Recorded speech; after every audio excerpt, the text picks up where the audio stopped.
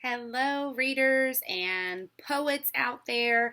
It is the week of April 20th through 24th. And this week, like I told you, we are definitely diving into some poetry and learning this new genre, learning how to write it, learning how to read it, learning how poets use different tools. Your lesson today is actually going to be me explaining what you're going to be doing with the rest of your lesson, because you have a Nearpod that you're going to do that is all about how poetry and prose is different, and I'm going to show you and front load and preload a little bit of that for you in this video before you start watching and doing the Nearpod. Don't forget, because I know some of you were struggling with that with Mr. Popers last week before spring break, when you do your Nearpod assignments, make sure you submit those questions and answer those questions, because I will be checking that. Okay, so you have two Nearpods this week, one in this lesson that is about poetry versus prose. Your second Nearpod is going to be your third lesson, and it's all about verbs in poetry, okay? So let's kind of recap from our lesson. I'm going to back this up a little bit and move this down.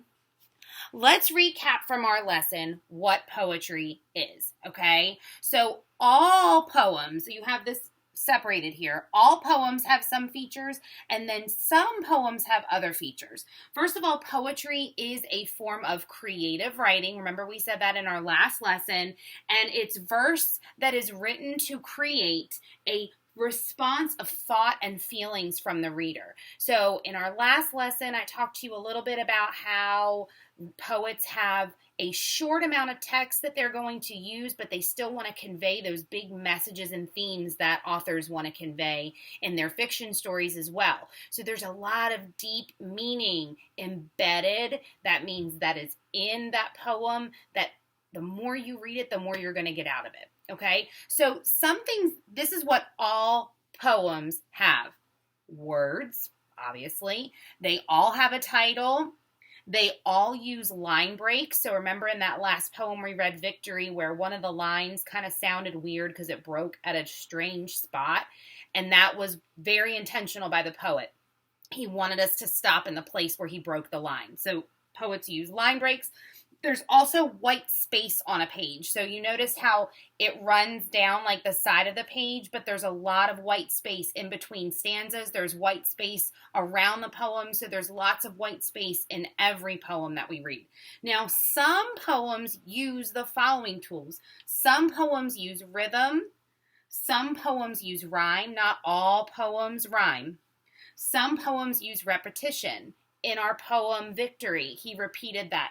Beating, beating, beating. That's repetition. That's when they repeat a word. They might repeat a line over and over again, which is called a refrain, or in a song we call it the chorus, right? Think about music, how the chorus comes up over and over again.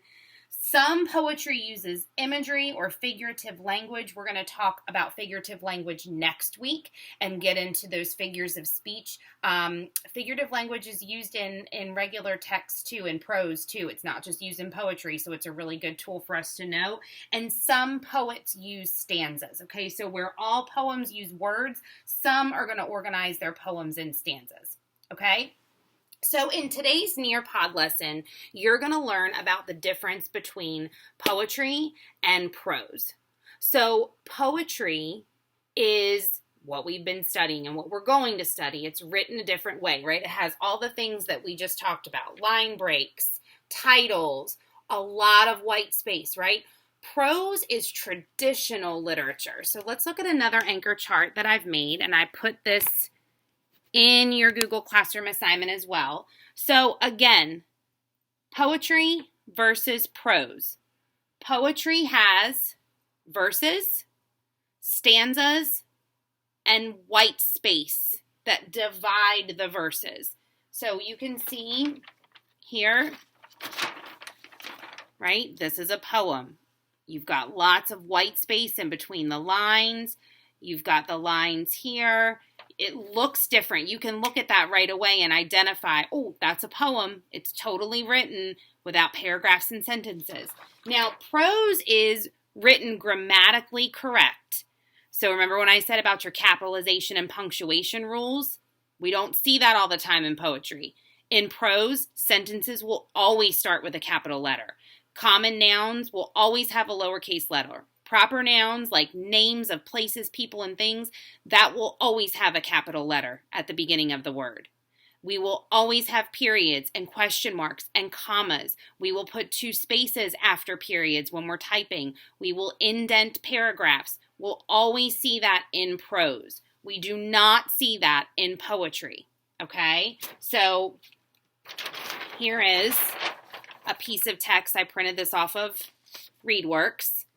This is what prose looks like. This is like all the text we've been looking at. Time for Kids articles, magazine articles, texts online, stories, chapter books, Number the Stars. All of them look like this traditional sentences and paragraphs, indenting new paragraphs, punctuation. That is prose. This is poetry, okay? They look completely different. So in today's Nearpod lesson, they're going to talk to you and they're going to teach you a little bit more about the difference between poetry and prose, okay? And then you are going to go on Flipgrid and you are going to share one thing that you learned in this lesson today about poetry and prose, how they're different, how they're similar, how you identify them differently, how you read them differently. So I want you to share one thing at the end of all of your activities today once you do the Nearpod and you've watched this video. All right, have fun. Happy reading.